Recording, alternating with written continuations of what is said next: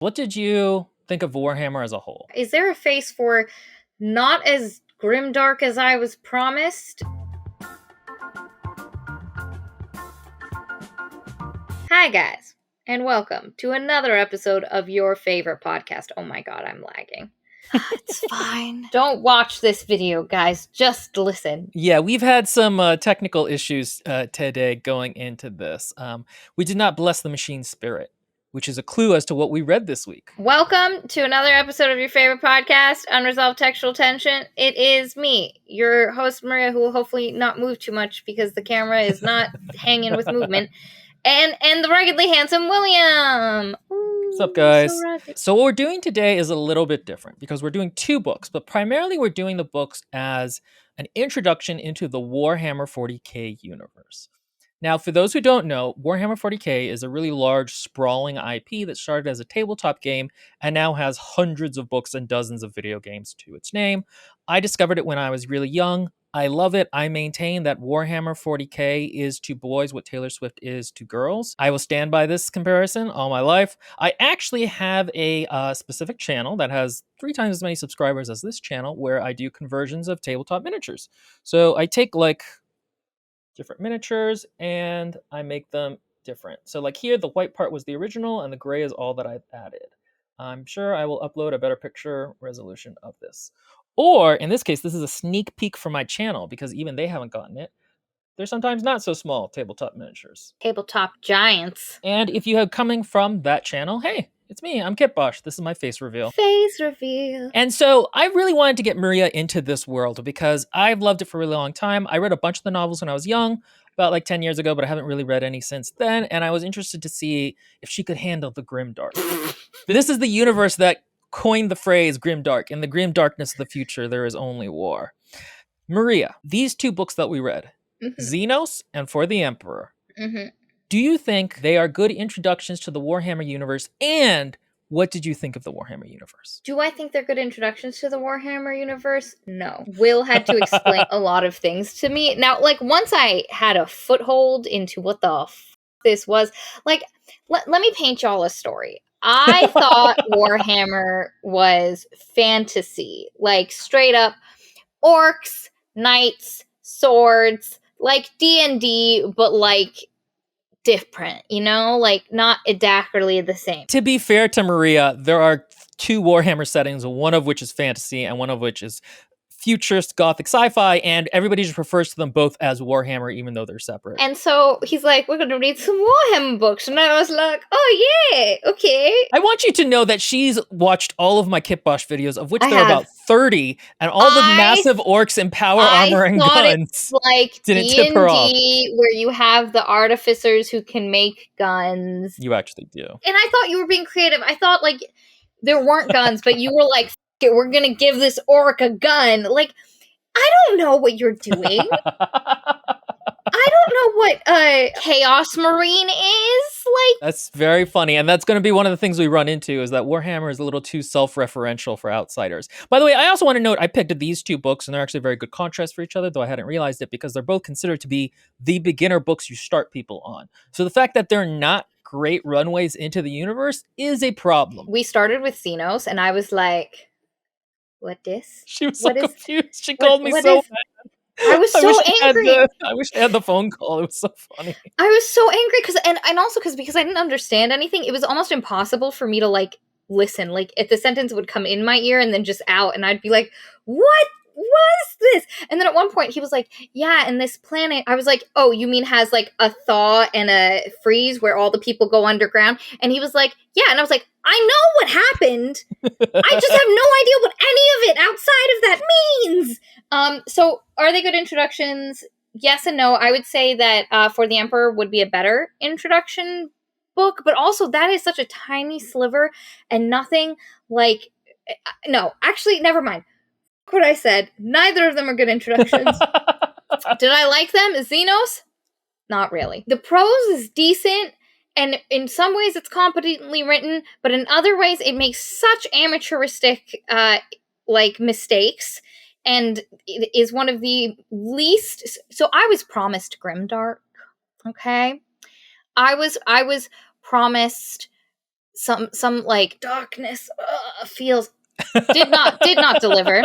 And then For the Emperor was fun, but also like a tiny sliver of what the Warhammer 40k universe was great, but it was great in the way where it really made me want to watch Blackadder. and I enjoyed what was happening, but it felt very referential of something I grew up watching, while at the same time being couched in a world that I'm still not super familiar with. And there are things that I will make when we talk about For the Emperor, things I'll say where they didn't make sense to me as foreshadowing at all, because why would they? But for Will, they were very obvious and thus narratively made more cohesive sense for him than for me.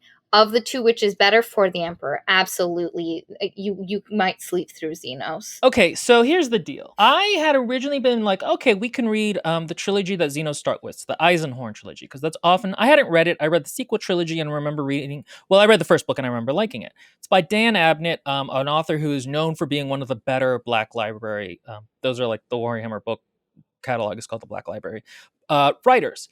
And here's the thing. He is a very good writer.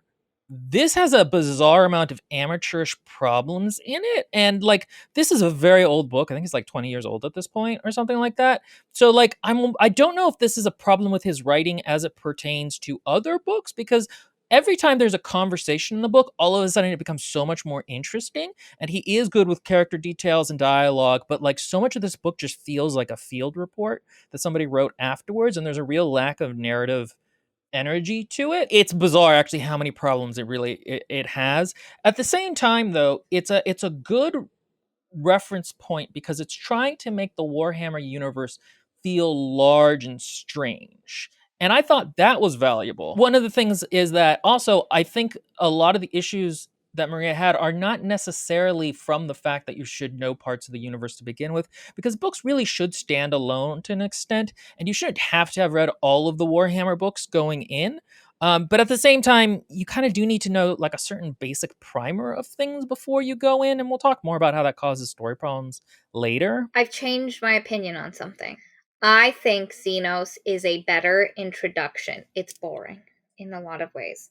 But as a pure introduction into what Warhammer is, I think Xenos is a better introduction. Why over Cephius Cain? Caiaphas? Yeah, they pronounce it Caiaphas. For 10 years in my head, I've been pronouncing it Cephius, so I'm just not gonna... Yeah, okay, got it. Not gonna remember. I just wanted to be like, wait, did I remember that wrong? Okay, Caiaphas' story, For the Emperor, is too narrow. Very tiny in what it is doing. One of the things that Xenos has going for it is you go onto a variety of worlds. There's different interactions. You get a feel for like the world, like a larger world as a whole. You deal with two alien peoples. You deal only with one, but okay. No, the Space Marine guy. No, the Chaos Marine. It's not an alien. He's like 4 times the size of he's not an alien. Chaos Marines aren't aliens. Okay, here's the thing. We're gonna this. Again, the books don't really set up things correctly. What the yeah, she missed some basic things because the books just don't explain them. And that's kind of what I mean is that like you're just expected to know what a Space Marine is. Did you catch that they're working with Space Marines by the end of the book? No, there was oh yeah, there was that one guy. Yeah, there were Space Marines, and so I knew they were working with Space Marines, but I thought Chaos Marines were like giant weird alien people that were called like Child of the Emperors? Children of the Emperor. Children of the Emperor? Child of the Emperor. Children of the Emperor is, yes, what they're called, I think. So that is what we're talking about, and we're going to talk about it more. The book doesn't do a great job. Neither book actually does a great job of helping you understand what's going on. That's why I think breaking into Black Library books or Warhammer books is so difficult. They expect you to just know a lot of stuff about the world. And some of the stakes... You know, Maria mentioned in both books that the stakes are a little wonky because she's not sure like why something happening is bad. And it's like, I'm like, of course it's bad. It's chaos. And I bring all this other like prequel knowledge to why it's bad. And so it heightens the tension a little bit. That being said, both books still, I think, run into problems with not creating self-contained enough stories. Like there's still some issues that crop up just from I don't want to say laziness in writing, because again, I think both authors, Dan Abnett and Sandy Mitchell, are good authors, Yeah, and I'd agree. I really want to actually read a different Dan Abnett book to see if this is a problem with all of his writing or if it's early on. Because I read again the first book of the sequel trilogy, Ravener, and I don't remember that having the same lack of character problem that this book did. But as a whole, because again, I am a Warhammer fan, what did you think of the Warhammer universe as you experienced it in these novels? I feel like I only understand a sliver. I don't love, and this is something Will and I spoke about. You read these books from the point of views of these characters, and so because there are the good guys, which are the humans. That's it. That's the only good guys, just the humans. And then there are all the aliens, always bad. Assumption, bad guys. Heckin', not good. Xenos. And you have the Inquisitors who are like, we are here to hunt out chaos, and we will get the Heretic, the witch, the heretics. You know, like, and so it's super. But like the Empire, Imperium. the Imperium is a fascist system, and it makes me very uncomfortable in the fact that all the characters are like, yes, Discord, we must defend. And I'm like, yikes, guys. I think that is a big problem with bringing people into the books, is that the Imperium is a straight up fascist. And it's kind of funny if you're in on the joke, because if you're a Warhammer fan, you're already in on it. Like, oh, we're not supposed to consider these are the good guys for a universe where everybody is super grim dark and either wants to eat you or eat your soul forever. But I can imagine going in that it got really annoying. And the fact that aliens are just always, no matter what, bad. And because at one point, towards the end of Xenos, they're having a conversation with this guy who is like, you and your Imperium, you think all aliens are bad, but this one group is actually like really bad, not great. They've been corrupted by like an evil book thing, but everyone else is fine, and you're kind of dicks. And I was like, yeah, guy. I mean, no to everything else you've done, but yeah, let's not be. The other thing is, again, I was promised Grimdark, and neither of these books were actually, like, there were parts of it, like the guys who are, like, just cyborg slaves. The servitors. Don't like. For the record, we're working on Dune rules where computers are heresy, and so instead they have lobotomized servants essentially do all of the brain stuff, and that's just an everyday life thing that the books take for granted, and nobody questions how horrific it is. And so, like, that was weird, but, like, it never, like, neither of the books, like, the one felt like hard-boiled detective story, and the other one was Blackadder, so I didn't feel, but I do want to read, and feel free to cut this, but I was reading, we were originally going to do a third book, and then we both were like, nah, fuck it, it's fine. But I read the opening of this third book, and I realized, oh, Warhammer 40k is like if you took a universe and you made it like emo, but for adult men. It's like emo music for adult men. I don't even necessarily disagree. The thing with the Warhammer universe that you kind of have to understand it is that it is a very British creation, and so it has that weird mix of parody and satire and also zany despair that certain British media has. So everything is up to 11, both good and bad. So there's funny parts, but there's also horrific parts, and it kind of makes you feel depressed at the end of the day, but not really. Neither of these two books made me feel depressed. That's my point. I'm not going to read the whole thing because it's massively long. To be a man in such times is to be one amongst untold billions. It is to live in the cruelest and most bloody regime imaginable.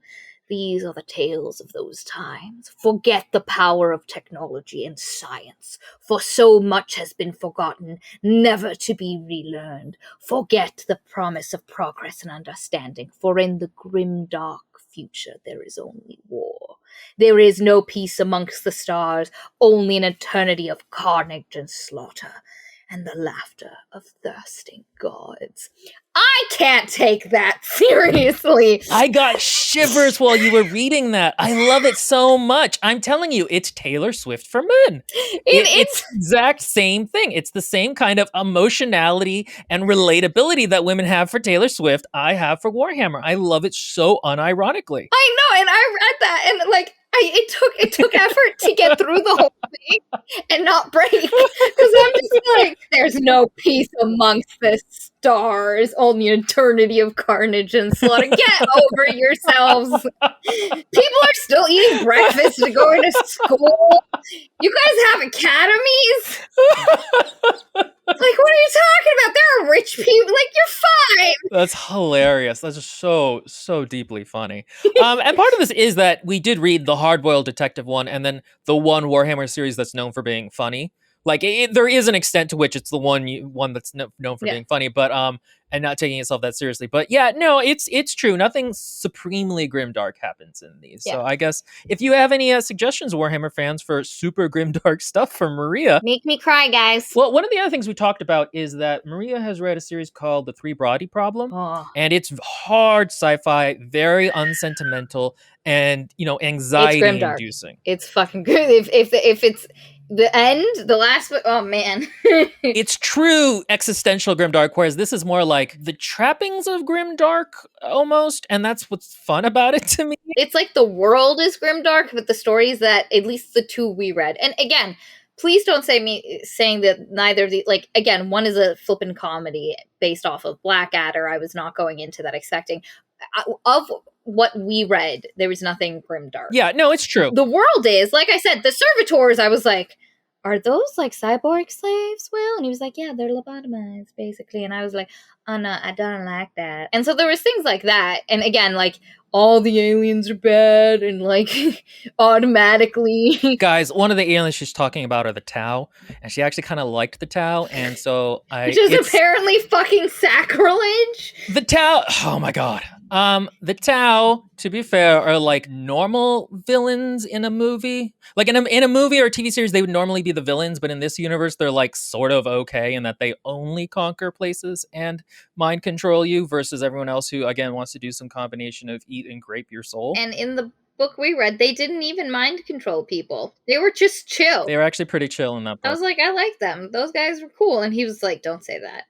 And I was like, I'm gonna say it. No. And it's funny, I don't know why, but all of a sudden Instagram has decided to show me Warhammer like little Instagram things. And there was this thing about like, I'm okay. It was a audio, and it, like, the audio itself is like, there are only two things I hate in this world: people who are not tolerant of other people's cultures, and the Dutch. But what they said, the guy who played Warhammer, was people who judge the armies other people play. And then when it was like the equivalent of the Dutch, it was like people who play Tau. And I was like, God, how the am Tau I are the worst. I'm telling you, they're the no. It's hilarious though that they mentioned the Tau. I don't know why this one Warhammer guy keeps getting shown to me, like, out of nowhere. And then that happened, and I was like, Will's right. Nobody likes the Tau. Oh, they're the worst. They don't look cool. They used to be really OP. They're lame. They're the worst. Okay, so the first book is basically, it's called Xenos. It's part of the Eisenhorn trilogy. Eisenhorn is the main character. He is a member of the Inquisition, which is the Spanish Inquisition, but in space and kind of hard-boiled detective. They get to go around. There are three orders. One of them deals with heretics, one with aliens, and one with demons, I think is the other one.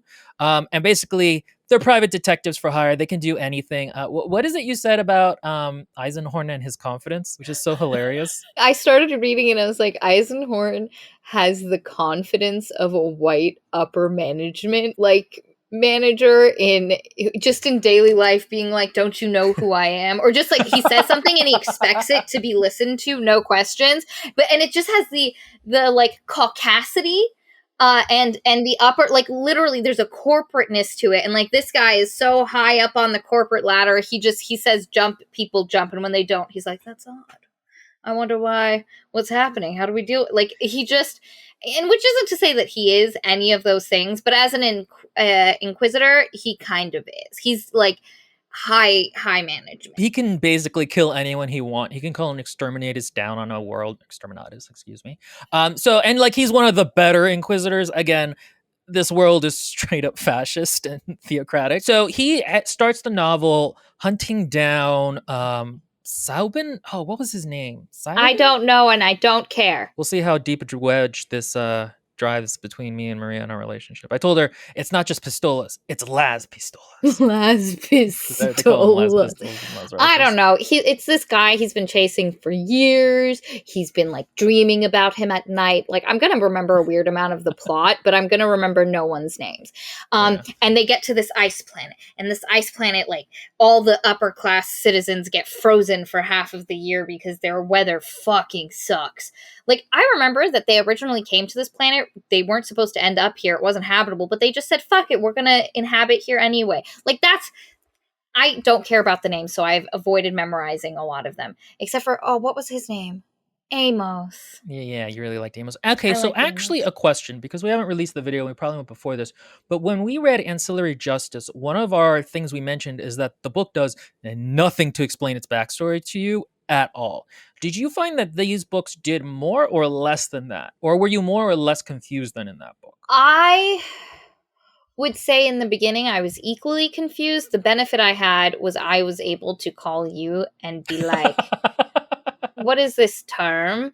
Because like there was a point where he was talking about like how Inquisitors have two philosophies they follow. There's like these guys that go straight, and then these guys that are a little more like neutral, and then there's these guys on the other side, and there was names for each of them, and I was just like, what the fuck is happening? That's put at the beginning of the book when it doesn't actually become important until I think like book 3. I don't know why he decided to include it there. It is the beginning of something that peppers throughout this book, which is something high tense is happening. He is finally on the planet chasing down the man he has been trying to kill for years. And then he stops in the middle of the chase scene to tell you about the different moral philosophies of the fucking Inquisitors. This book suffers from a complete destruction of tension. Anytime something interesting is happening, he goes on an explanation tangent, whether it's description or here's some information, and you're like, my guy, Abbott, no, you had me, now you lost me. So it starts here. Anyway, they're on this planet. He has this female lady whose name I forgot, but they have been working together for years. She's been assisting him in his inquisitorial duties. A fight breaks out. The lady dies. He's sad about it, but you just met her, so you don't care. And he's also sad in a way where he's like, but one of my things people have consistently said about me is I get the job done. So even though I had something to be sad about, I just kept like hoofing it. And then he goes to find the guy, and the guy has started thawing a bunch of the people that are in this frozen like store. It's like a giant refrigerator, like freezer space. And he just thawed like 2,000 of them, like ages early, and they're just like dying because they're coming up too quick. Nobody's there with like oxygen to help them, so they're just like dying. He gets at the dude. There's like a chase scene. He kills him. He's dead. But why was he here? What was his plan?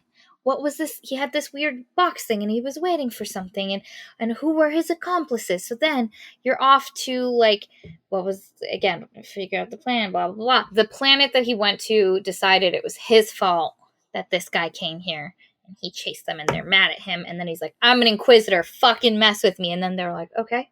One thing I will say is that, so one of the things that's cool about the Warhammer universe and captures the imagination is how vast it is. The Imperium is made up of literally millions of worlds. The bureaucracy has bureaucracy on bureaucracy. They can't keep track of everything. It's massive and endless. And there's supposed to be also a sense of just the bizarre, strange things out there we can't even understand. And then what ends up happening in all of the media is that we keep going to the same 3 planets or dealing with the same 3 structures of planets. And it's like, oh, we're at another hive city, which is a cool idea, but we've already done this a bunch of times. And so one of the things I really appreciated about how Abnett made this world and some of the things in the book is that he really is like, oh no, I can do anything in this universe. I'm going to do something cool. So this is a world that when they got there from their sleeper ships or whatever, they figured out it's cold like half the year. So they just continue to reuse the sleeper ships to get past the cold period. And it's cool to see him build his own little culture there. The problem is that this opening is too fast. And Eisenhorn spends a lot of it walking around and thinking, well, he should be shooting things. Oh, it also stops in the middle of this fight scene where, like, earlier, to describe what he looks like. And him telling you, if you looked upon me, you would see a man in his 40s with dark hair of this height and build, dressed in. My guy. Describe it in scene whilst thou art doing things. Don't just be like, and if you happen to see me, this is what I looked like at that time. Maybe he added part of his dating profile, inquisitorial dating profile. We talked actually a little bit in our last review. We were reading Sabriel, and one of the things we actually talked about was how the book handles narrative distance between you and the characters, and actually how we think how it really works well. And this book also has a lot of distance between the narrator in terms of a narrator voice, not even the character, and the characters. But it's ill managed here because you don't actually get any dividends from it. You more or less just feel like, I'm not feeling the intensity of this emotion. I wish we could spend more time with the actual characters developing and not just seeing them from afar.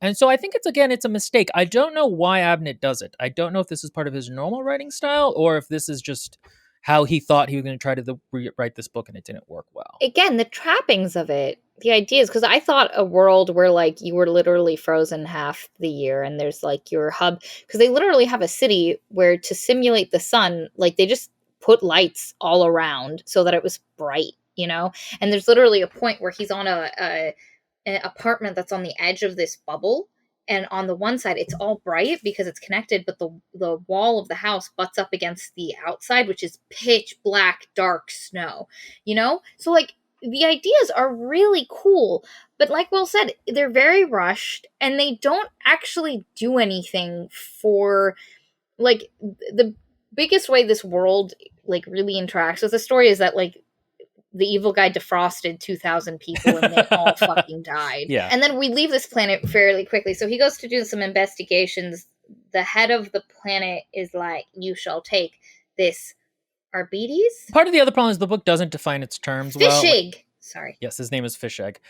Like, for example, Maria could not figure out what a bolter was, and I knew what a bolter was, but it actually doesn't, in text, ever actually explain what a bolter is. The not just a bolter, like a chub? A chub? Stub gun? A stub gun! Yeah. It was like, I dropped my stubber, and I was like, what's a stubber, Will? What the fuck is that?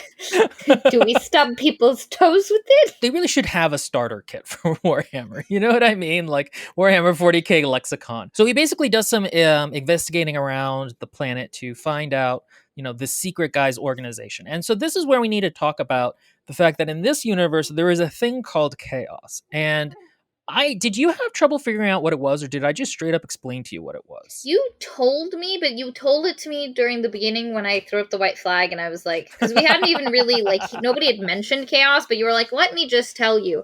And, like, to me, I think I would have, the chaos is one of the least complicated, like, just because I've dealt with a lot of fantasy where chaos is used similarly as just this chaotic evil force that one can harness or shun. To give Maria as a reader some props, I think I would have been able to get it just because I'm familiar with things that kind of do that thing, like it corrupts. And so basically what it is for listeners who aren't aware of how awesome Warhammer is, chaos is like this like mental gestalt energy where everything in the real world has a correspondent there, but it's like evil and corrupted and it's warped, literally. And that's actually how they travel in this universe, is they literally split a hole, go through hell, and then come back into the real world. So Exactly.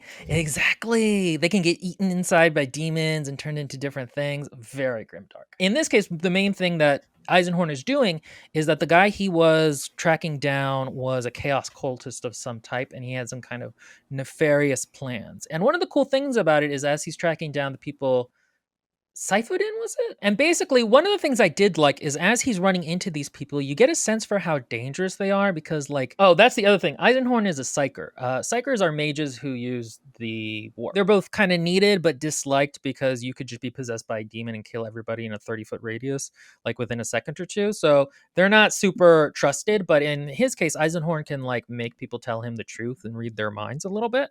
And so, like, one of the people they catch, he tries to read the guy's mind, and the guy's mind flares out and like destroys itself because it had been previously warded against a psyker trying to figure out what was going on with him. There are certain keywords that would trigger also the person to die. So one thing I did like here is that it is like, oh, okay, we're not dealing with just normal iClone. iClone. You're right. Also, I just realized how terrible the pace is. It's literally Vibin dies. Now she was dead. I realized what an honor had been paid to me through the devoted work. I made a promise to myself I would kill iClone with this gun. iClone. And then, as a devoted member of His High Majesty, the Oh God God, I Emperor's forgot. Inquisition, Yeah. I find my Okay, philosophy all right, bends.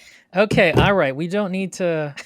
Your friend just died? Why would you kill the momentum? Go kill iClone. Don't go on and talk about the different philosophies, motherfucker. Especially because Anyway. it doesn't come up again in the book, really.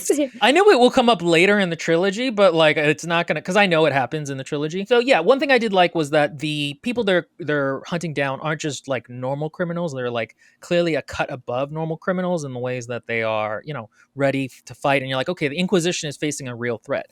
But, and Maria pointed this out at the time, there is a distinct lack of like, why are these guys bad or how dangerous are they? Because like they woke some people up, but that's it. And like, what did they do? Why have you been chasing him for years? Like, literally, we never get what happened, that why Eisenhorn has been chasing iClone for years. Why, my guy? And like, an Inquisitor should be doing a job that is not something that like regular old police should be doing. So he didn't know what iClone was going to do on this planet. So it's not like he knew he was going to come here and unfreeze a bunch of people so he could warn. Like, why are we chasing this one dude? And it never really gets explained, except that he's been chasing him for years and he's been in his dreams. Are you thinking, or is this guy a mass murderer and you've just failed to mention that prior to the point where he mass murdered again? And so this is one of those things where I think there is a bit of a disconnect between, I know chaos is like, I'm pre-informed. Have you ever listened to somebody give an argument of a different political type and you're like, you forgot to set up all of the basics to why you now are having this opinion, but you kind of know that it's because they're using a shorthand, skipping past certain things they've already constructed. And so in my mind, there's an extent to which it's like, oh, chaos is bad. Obviously chaos is bad. It's done all this, and that. But the book actually hasn't sold its case. I don't think it's okay to let the book off because it's in a larger world like this. I think books kind of need to do the work. I should be able to pick up this book and get the majority of the plot and feel motivated toward the plot. Now, should there be references that are cheekily left there for the diehard fans? Abso-fucking-lutely. I do not... I 100% agree that should be the case. There should be some benefit to being a diehard fan. I mean, that's the other thing is like, they don't need to be spelled out. We're adults. We can figure things out, but they're just not even really brought up. Like, again, Seifertin is never mentioned to have murdered well, I think it's mentioned at like one point that he did, or it might have been, but it didn't really leave an impact if he's done anything particularly bad. On screen, he just had some old people. Just did not care. I just don't remember it. Like, if it was explained, it was in passing, and I don't remember. I made this argument, and Will's made it before, that saying something once in like a line of the book somewhere that somebody can eventually point at and go, see here, this contradicts you. If it's important, it should get, number one, mentioned more than once, and it should be significant enough that somebody reading it for the first time can at least pick up on it from a motivational standpoint. Like, why are we chasing iClone? And it can't just be he's a heretic I'm chasing. From a narrative point of view, I need to be a bit more invested. And me as the new reader is who you should be kind of like tailoring towards, because that's how you get people in. Like, I might get into the Warhammer books and read more Warhammer books. I'm never going to play the game. I actually have never played the game either, funnily enough. I just make the miniatures and play a lot of the video games. But yeah, no, I agree. The thing is, there's a difference between something being included in a book and something having an impact. And as adults, we can remember important parts. And like, there are parts of this book that I remember because they left an impact on me. And then there are parts that like didn't leave an impact. So even if you could quote where it is in the book, your success as a writer is up to what the reader remembers. You can't berate the reader later for not paying attention to the thing that you created. Especially Will and I, we're pretty active and engaged readers, and it is literally my job on this podcast to remember the fucking plot. But then the other interesting thing that happens, and this is like a weird thing, but in tracking down iClone's accomplices, he meets a girl, and I I'm already blanking on her name. She's actually really important to the trilogy. Let me look it up really quickly. She's like one of 2 characters I actually like. Elizabeth Beckwin. He meets Beckwin, who's like a prostitute, but she's kind of like weirded out by him, and he's weirded out by her because his like mind blast psycho powers have no effect on her, and so he's like, oh, she's a pariah, which is someone who is like a psyker blank. They're like anti mages essentially, and he is like, okay, you're not part of this. Why don't you join my team? Because it's actually really useful to have a psychic blank. And she is a character with a lot of promise. Is very interesting because as he talks about the pariahs or psychic blanks tend to not be very likable on just like a personality. There's a charisma thing to them that they lack where other people just don't like them. They rolled real low. In charisma. She's beautiful, but she's always had like nobody quite likes her and she doesn't quite know why. She's always had terrible luck. She can't get her life together for love or money. It's like she has negative charisma. She rolled so low, she has negative to her stats. And he kind of ruined her life where like she was finally making a name for herself on hubris. And then he like, I don't know, killed the people she was hired by. And now she's like, this is going to set me back for years. And he's like, do you want to work for me and do stuff? And she's like, what do you need me to do? And he's like, I won't explain that right now, but eventually. And the thing is, this is a very cool concept for a character, and it is not explored at all. She has development, but pretty much all of it happens off screen. And this is where we need to talk about how a lot of this book feels like an after action report. He's writing to some inquisitorial staff somewhere, but he is like taking out all of the personality beforehand. So there's a lot of this happened, and then this happened, and then this happened, and then this happened. And then there's a scene of dialogue, and you're like, oh my gosh, I'm engaged again. The characters are interesting. He writes dialogue well. Things are happening. And then you go back to rote recitation of different events that happened. And it is a real weakness to the book that this is the case. And it's also very odd because normally dialogue scenes are the real, like, tension killers. They can be when not done well, and it's not the thing that moves the plot forward. But because so much of his stuff is weirdly summative, like, it's in summary, it makes it that the dialogue scenes are happening in scene, and so you're getting way more benefit of them. And then I'll make the argument that some of his fight scenes and chase scenes, despite the fact that they are in scene, really suffer from over explanation, but we'll get there. There's also too many of them. It's literally like he was like, oh, this is a video game script. I need to fit in every 10 minutes a fight scene that the character can go through. Like it really is like there's an action quota he has to hit, and so he has to keep putting in these scenes without any real tension in them. It contrasts a lot with the other book we read, Ancillary Justice, which has like 2 action scenes, but they're both so tense. Or even Sabria, which we just read, whose finale is incredible. Yeah. But like in this, it's like, okay, and then we fought the thing, and we fought this thing and that thing, and it gets to be very repetitive after a time. And that's really the middle section of this book, is that they're basically trying to track down who iClone was working for. He basically gets a tip that there's this family. They find this name. The Brocklaws? It's that rich evil family, the one that No, like, the Brocklaws. You are whatever you were saying. It ain't it. Pontius Glaw. The Glaws. Thank you. Why did I say it was Brocklaw? Pontius. So that was the name they get. Pontius. They were.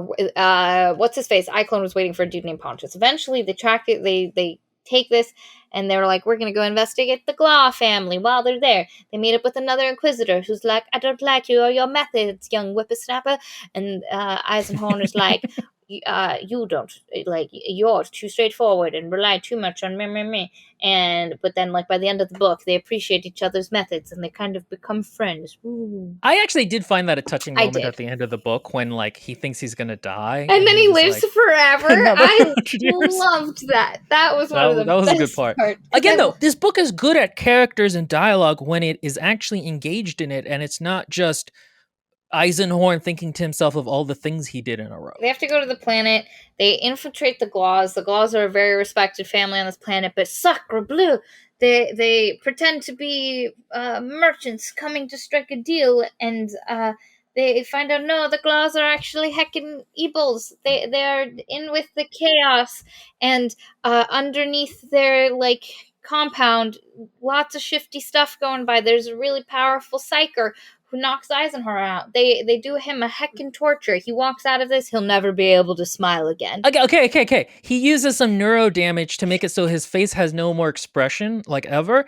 This is not a massive thing for Eisenhorn. Eisenhorn basically mentions it like one other time in the book. And that's kind of the thing about this book is that, like, I get that Eisenhorn is the tough 1950s man, as Maria said. But, like, having to adjust to not being able to have facial expressions anymore should be a thing. Like, it just should be, and the book doesn't even engage with it at all. Like, at the point earlier, when Eisenhorn is explaining to Beckwin that, like, hey, you're a blank and that's why nobody likes you, like, he mentions that she gets upset. But, like, this scene, we don't actually see them talking about it. We just hear his narration of him having to comfort her.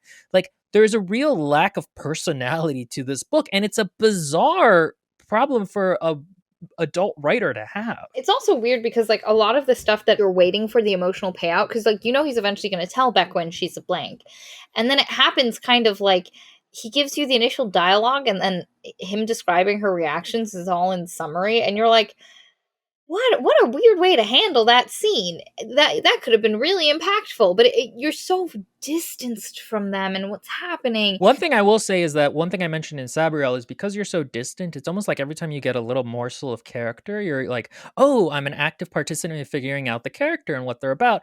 And this book has that a little bit. So even small things characters will do will make you like them or not like you because you're so desperate for, like, any stimulus about them. But as a whole, I don't think it works as well here because you also then are missing big scenes. That was me and Amos, because Amos, his personality quirk is he knows a lot of stuff and he loves learning new stuff, and he has an anxious quirk of recording things happening around him, which apparently all savants do, because the other lady savant also did that in For the Emperor. I liked him so much, and every time Eisenhorn was mean to him, I was mad at Eisenhorn because he yells at Amos all the time, and I don't like it. But anyway, the Glaws and all of their guests, this was the most extra thing. They gave me Children of Blood and Bone, the water boat desert coliseum vibes, because, like, they figure out Eisenhorn's an inquisitor, right? They torture him, and then they were like, we shall make you. It was great. The, like, secret coliseum in the bottom of our castle where we import strange Xenos animals to murder people. It was great. I loved it. And I was like, what are you doing? Fight to the death. Give the imperially trained and dangerous psyker an opportunity to have weapons. This is not going to go wrong. And you're just like, why? Who had this? Like, because the Glaws are, like, trying really hard to seem like good front face, you know? They're trying to cultivate a good image for the rest of society. And so to just have, because, like, at one point the, like, weird alien creatures get loose and, like, they're just running amok. Very bizarre. It was fun. It was a fun scene, mainly because it was just him fighting a giant cat saber tooth creature, cat type creature. Yeah, was different from, you know, fighting more guys coming to kill him. Again, though, there's a weird, like, action quota that needed to be met, which, to be honest, there actually may have been an action quota that his editors wanted him to get through, because, like, these aren't literature books, these are Warhammer, you know, tie-in novels. Oh, they find out that the Glaws are trying to find this super evil book called the Neuro something. The Necrotok. Oh, yeah, you're right, the Necrotook. Necrotook. It sounded like Took. And it's basically the ultimate chaos book. Very bad MacGuffin status. It is 100%. So we're on a fetch quest, guys! Yeah, that's exactly what it is. They go towards a mining planet where they're trying to find one of the copies. Oh, also, there's a really evil guy whose soul has been captured in a box. And that was cool. Yeah, cool. His soul had been captured in a box for, like, but it millennia. never goes anywhere. Yeah, like, not really. You get the information that they're searching for the Necrotook, and then immediately we never go back to Pontius Claw. He never comes back up. And then on the planet is where, because they're searching for the book and being evil, and Eisenhorn sneaks up on him, and this is where we meet the first alien. Oh wait, no, it was a Chaos Marine, right, Maria? I still maintain that the way he was described was not human-like, and I thought he was an alien. Or not human, like maybe he's a demon. I mean, to be fair, that's kind of what he is.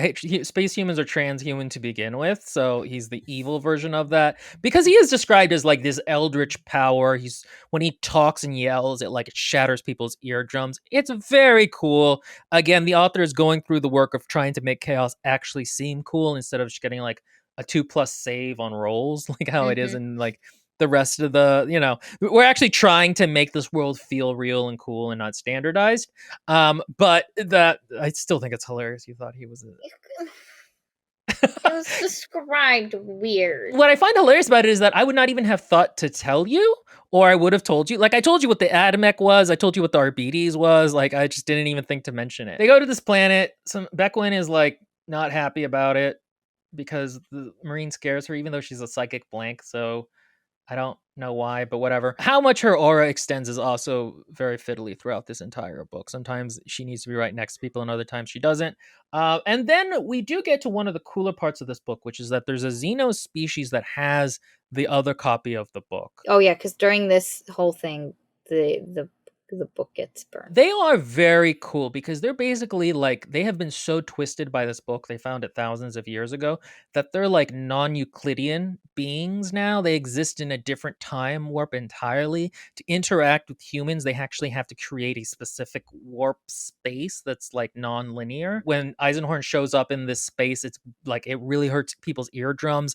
Everything is sort of weird and unshaped. Nothing is symmetrical. They themselves like don't have eyes, they just smell things, and I did think that was very cool. They have weird, like, their arms have weird, like, points of, like, there's no symmetry or rhyme or reason to the points at which they have joints. Now, this should have been creepy. If you were to see a picture, I haven't seen a picture, but I would imagine if you saw a picture, you'd be like, wow, those are some creepy motherfuckers. The idea, the initial description of them, like, the world being so off symmetry and them creating these, like, living in these purposefully, like, just so not symmetrical, so not human, like humans can't function there, was creepy. But I found a distinct lack of build-up. Again, I'm going to mention our goddess Novik and her level of creep with the forest in Uprooted. Yes. This should have had that level of creeptastic factor. I should have been quaking in my boots. This should have been tense and freaky. It wasn't. And, like, the thing is, it had all the components to be. Like, the things were there, he described them, but he described them so matter-of-factly. The other problem is that in the narrative, Eisenhorn himself is not fazed by anything at any point, and you don't really feel his emotions, and then he also probably just doesn't have a lot.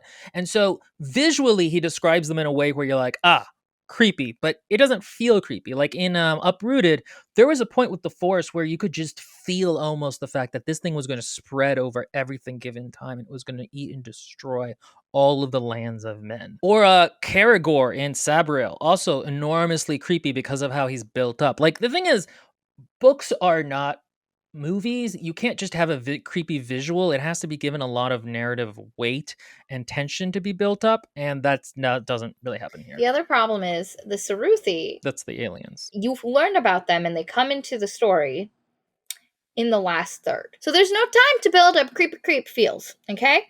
You have been dealing with this whole thing. It was iClone, now it's the Glaws, and then all of a sudden it's like, surprise! Not the Glaws, we're dealing with this other thing, creepy aliens.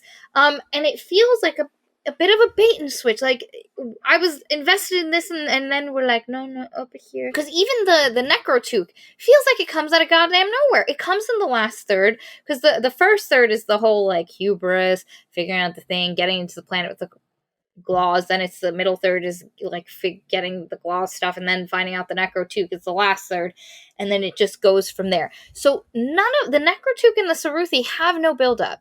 There's no fear. Besides them being like, oh, this is the book of chaos learning stuff. I'm like, so the fuck what? What does that do to the universe? And it's not until much later that you learn that the Necrotook literally distorted the Saruthi so badly, they are no longer even remotely similar to what they were prior to its influence. That's fucking terrifying. I should have known that before. Somebody should have mentioned something about like terrible things chaos can do, and like it's one of those things where the Necrotuk should have been subtly at some point, or like the destructive powers of chaos should have been mentioned earlier as laying down the ground, and then it should have come up at least by the halfway point, and then building up to it. Because it's all shoved into the last third, so it feels like you read a different book all of a sudden. I actually agree with all of that. The other thing about it is that the Subruthi are an invention of the author. They're not a part of the setting normally. And so that's one thing I did like about them is, again, this is a massive universe. There's all these different kind of Xenos in it. And we'll talk about that in relation to the second book for the Emperor in a minute. But like, so it's cool to see just something bizarre and weird. But that being said, that also means that they do come a little bit out of nowhere, where it's like you didn't have a build up to them until the last third. Pretty much that's the book. They have a big fight. The Inquisition is kind of pissed that he then burns the second Necrotuk. He kills some of the Glaws, I think. Oh, I forgot. There was that whole evil inspector. The other Inquisitor who wanted the Necrotuk. Yeah. Oh my god, this book didn't know when to fucking end. Yeah, because the book is coming to an end, and I'm like, okay, this was a good book. And then I looked at my app, and there's another hour to go. And I'm like, that's a little odd. That evil Inquisitor who's like, we need to have the Necrotuk so we can learn from it. And then they end up having to kill that guy. And everybody else is like, wow, that guy was crazy. Oh, and then there's a demon who just shows up at the end of the book who he's been having dreams about the entire time. And even to I, who know the setting and actually know who that demon is and what part he's going to play, think it's a really bizarrely perfunctory entrance. Like, it comes really out of nowhere. Oh, and also Becklin got past her fear of the Space Marine at some point. And she's good at guns now. Oh, yes, she's good at guns now, yes. In all, again, I'm curious to read some of Dan Abnett's other work to see if this is just a fluke, because there are a lot of strengths to his writing. Visually, he's very good at describing things. His characters are good. His dialogue is good. It's just reading a log of people doing one thing and then the next doesn't, without any real like emotion or tension building. Or I forgot to mention the bad thing he does in fights. There was a fight scene and like the tension was kind of building, but then all of a sudden he stopped to very in-depth describe all the inner workings of this ship. Now the reason he kind of does this is because eventually he's going to squish some evil guys in the like wheels and cogs of this. But there's literally a point where he like tries to log into a thingy, and he was like, the white oval screen with 4 dots on either side lit up and said, you do not have access to this. And so then I had to take out my key and see if my Inquisitor thing had enough access to get. And it's just like what he should have been like, I tried to, I used a general password to key into the control panel. It said I was unauthorized. Here's to hoping my thing works. Done. It didn't need to be 2 paragraphs, Abnett. He has a habit of over-explaining things and not knowing when to not do that. Because in tension scenes, yeah, this does happen multiple times. I know exactly which part she's talking about, because I was like, wow, this is a lot of exploration of the engine room in the middle of a gunfight. I would be curious to read other of his work to see, because again, I remember reading Ravenor like 10 years ago and liking it at the time. I don't know, because again, he's known as one of the better authors. People really like this book, and I'm not sure how they even got through it. Like, there's such a lack of narrative momentum to it. Also, dear Warhammer bros, don't yell at me. I'm just a tired person who read a book and there was a lot of things I didn't know, and I'm trying to hang. And like, I'm here for a good grimdark story. This wasn't it though. I please give me recommendations. It's okay. Time to talk about For the Emperor. I was gonna say, do you want to take lead? What's the premise of For the Emperor? Blackadder, but Warhammer 40k. And for those of you who don't know, Blackadder is a British show, like, I don't want to say sitcom, but kind of a sitcom. It's a comedy. It's the guy who does Mr. Bean, and he did Blackadder. And it's great. It's fantastic. I've watched all the seasons, including the very first one, where Blackadder was dumb and Baldric was smart. everything changes after season 2. And this is basically that. And what it is Typhus Kane. He's in the military. He's part of the commission. He's a commissioner, I guess? Commissar. Commissar. He's a commissar. And it's a branch of the military that does... I don't actually really know why he's different from everybody else, except that it's a different branch, and they sometimes get sent in to tell people what to do. The commissariat is like in the commissars in the Russian army in like World War II.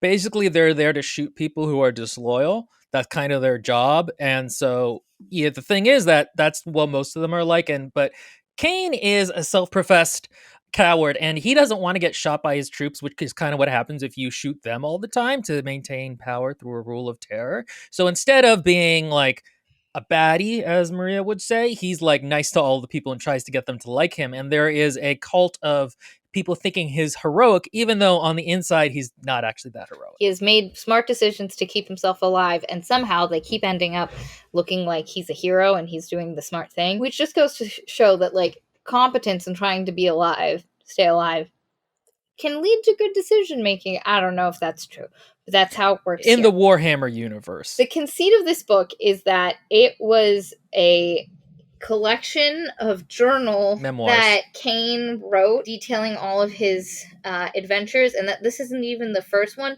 but that the person compiling this decided this was the best starting point, and it is peppered through with fake writings and like point of view things from other people who were also on the planet we're going to be on getting the information from. And he's funny, he's witty, he's fun to read. I struggled at so many points paying attention in Xenos, and Kane was a much more engaging narrator. His narration style was very fun. What I did think, I will say though, is I found the side characters in Xenos more engaging. Some of the side characters in Xenos more engaging than some of the side characters here, where like Kane has all the personality and everybody else is a little bit cardboardy. Even Jurgen, who fills in the role of my beloved Baldric. Actually, no, I loved Jurgen.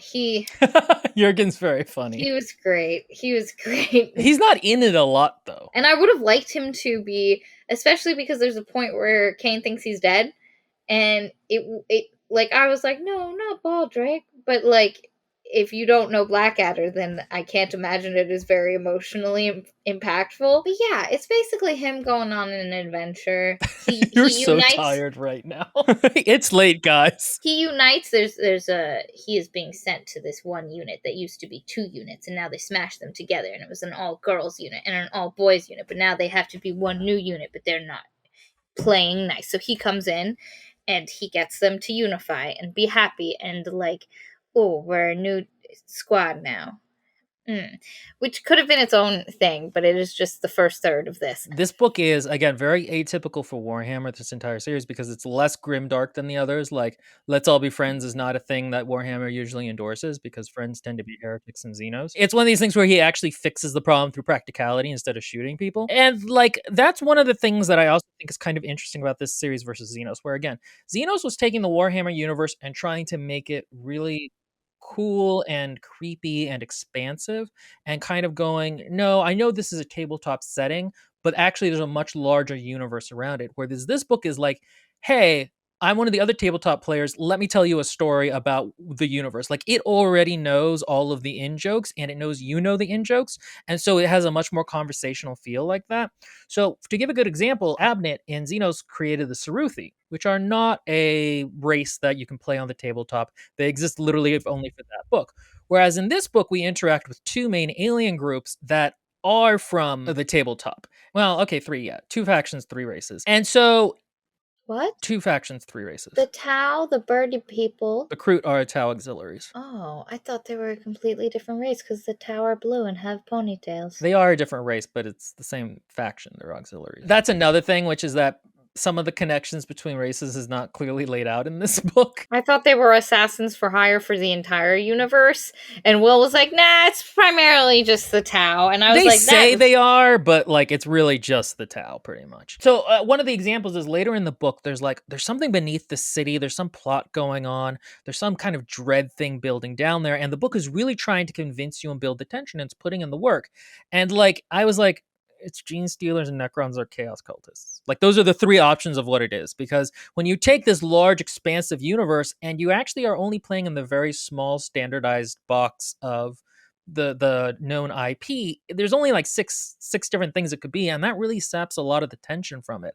I found it's really much more a book talking to Warhammer players than Xenos, which is actually kind of trying to be its own literary work to an extent. Which is why I would say it's a better introduction than this is. This does very little to actually try explain. To your point, they only start discovering that there's something underground in the city when What's-Her-Face finally is revealed to be an actual Inquisitor, which happens over halfway through the book. The book is weirdly episodic almost in that like the sections are sort of separated and they don't really form a cohesive whole. Again, we had that issue where in the last third, all of a sudden, there was this other alien group that were the actual villains the entire time, and I was like, where did you come from? And again, Will's like, well, yeah, I assumed it was going to be one of these three things because it was underground, and I was like, why would I, like, and again, the underground thing only happened in the last third of the book, because, like, part 1 is join the teams together, part 2 is get down to this planet, investigate. The governor's weird, and somebody tried to murder this Tau guy, and he's all upset about it, or somebody did murder a Tau guy. And then, like, the last third is like, we go underground, surprise, it's gene stealers, and surprise, the governor's a mutant. Also, Maria didn't catch that the gene stealers were connected to the Tyranids, guys.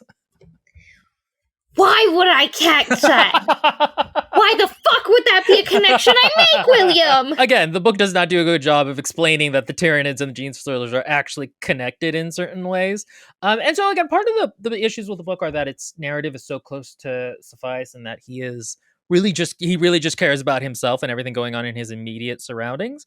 But I think as an entry point, it kind of works well because it is funny and it's lighter, but it doesn't really actually do a particularly good job of explaining what's going on. It's also not a good introduction to the Inquisition. That's true. Because one of the main characters, Amberly, who's actually the one who's put together Sophia's memos, is an Inquisitor. I actually really liked her as a character, and unfortunately she's not in a lot of the series, which is one of the reasons I didn't love the series as a whole. I only read the first, 3. So I liked this book better. It was overall, I think, a stronger book and less of the weird amateur issues. But again, what are the stakes? Like, because originally you're just like, we have to get the Tau off this planet. And, like, that's why they're here. They're here to start a war with the Tau to get the Tau off this planet, because the Tau are trading and doing a bunch of stuff, and there's a bunch of humans that have now decided they kind of like the Tau. And me as a reader is like, why is this a bad thing? Like, you cannot rely on the inherent, oh, everybody who does the game and does things knows that it is bad. Because I was like, the Tau seem pretty chill, and like,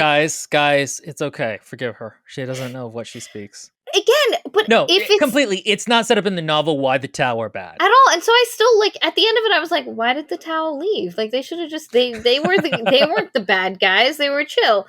Like, what's happening here? But then, like, at the end, they were like, and then Will was like, yeah, they like to take over and do bad things. And I was like, but they didn't do that here. How am I supposed to know? The stakes in both books, the stakes feel so wildly unclarified. And at no point do you know what is actually at risk until after it happens. All the weird stuff happening on the planet suddenly has way more stakes once you find out there are these weird, like, gene stealer people that is gonna make it a hive mind? Yes. They are the force that kind of recons for the Tyranid hive fleets, and they're pretty cool. They have 3 arms and stuff. It's interesting because one of the things I found is that as soon as I started reading Xenos, I remember I texted Maria at the first chapter and I was like, oh my god, I forgot how much I missed Warhammer. And I was like, for why, my dude? I can't get through the first chapter. And that's one of the things that I actually kind of liked about Xenos, is it really has that Warhammer vibe of just weirdness and the things I like about Warhammer. And so probably not for this channel, because I'm sure this video will not do well. I'm going to probably try to read more Warhammer books just for myself, because I do miss them and I do miss being part of that world. Part of that grimdark world. There's a Little Mermaid crossover. Maria doesn't really get drunk, but when she's sleepy, she gets kind of drunk. Don't call me out like that. I've had a long day. exactly what happens. I swear there's just water in my water bottle. So yeah, I think I'm going to try to explore it more and go back to reading some of it. I know some of the Sophia's Kane sequels are supposed to be good, though. Again, I'm irritated Amberley's not in them, because Warhammer is just too much of a sausage fest a lot of the time. The one thing we didn't really explore at the side of the universe is the Space Marine side of it, but that's okay because I actually always found them to be the weakest part of the universe because by definition they're supposed to look cool on the tabletop, but part of why they're cool is that they're genocidal transhuman monks warriors. Like they're by definition supposed to not have a lot of personality, and so then to read endless books about them is boring. So I didn't feel like that was a part of it you were really missing that much of. Would you ever read another Warhammer book, Maria? If you said, Maria, this is a very good Warhammer book, you should read it. I recently reread it and can verify that it is indeed a good book. Yeah, sure. Okay, I think that is actually pretty fair. Have you guys read Warhammer? I know most of our audience is more like into like girl books, so probably not. But if you have read Warhammer, did you like it? I want you to know I've recommended classics to William. It doesn't have to be fantasy girl books. Unfortunately, that is our bread and butter as far as what people are willing to watch. What's hilarious is Maria's actually like a more fan of sci-fi and hard sci-fi than I am, but none of those videos do well. Like this one also won't do well. Warhammer peeps, show up. Help us. You know, my channel is literally 99% male in viewership. Unsurprising. Unlike our viewership here, 70% womans. Oh, Maria. Wait, though, before we go, do we have a Patreon? I believe, William, we do. We do have a Patreon with a Discord, with 2 live streams a month, with books that we read together with our patrons, one of which is one they get to vote on for us to read and comment upon. Exactly. It's a pretty cool time, and you can support independent journalism while getting some nice, cool perks. Thank you for being with us, our parasocial darlings. Bye!